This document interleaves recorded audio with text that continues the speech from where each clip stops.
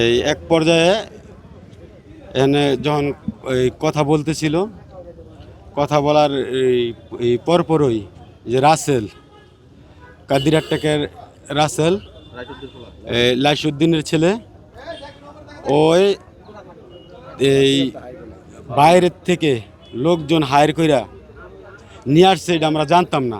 আমরা বসার পরে যখন কথা উঠছে, কথা ওঠার এক পর্যায়ে আমাদের উপরে অতর্কিত হামলা চালাইছে। বসুন্ধরা টিস্যু, অশুদ্ধতার বিরুদ্ধে এক বিন্দুও ছাড় নয়। আজকের ঘটনা হইলো, আমরা একটা বাজার কমিটি নিয়ে বসছি। বসার পর আমরা মনে একটা সমাধান দিয়ে যাইতেছি। এক পর্যায়ে রাস্তায় উত্তেজিত হইয়া ওর লোকদেরকে অর্ডার দিছে, বহিরাগত লোকদেরকে অর্ডার দিছে এই মারার জন্য। তো আমরা তো এই সাইডে এই ফিরাইতেছি, ওই সাইডে এই বাতেনে একলা আসিল, বাতেনে 20-25 জনে ওরা কিল ঘুষি আতুরাটা বাড়ি এইবার বাইরে আহত করছে। আমরা এই সুস্থ বিচার চাই।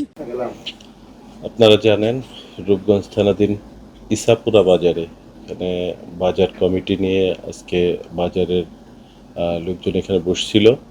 হঠাৎ করে তর্ক বিতর্কের মধ্য দিয়ে একটি ছোট অপ্রীতিকর ঘটনার কথা আমরা শুনেছি। এ বিষয়ে এখন পর্যন্ত কোনো লিখিত অভিযোগ আমরা পাইনি। কোনো পক্ষের ব্যাপারে কোনো লিখিত অভিযোগ দাখিল করলে আমরা যথাযথ আইনি পদক্ষেপ গ্রহণ করব।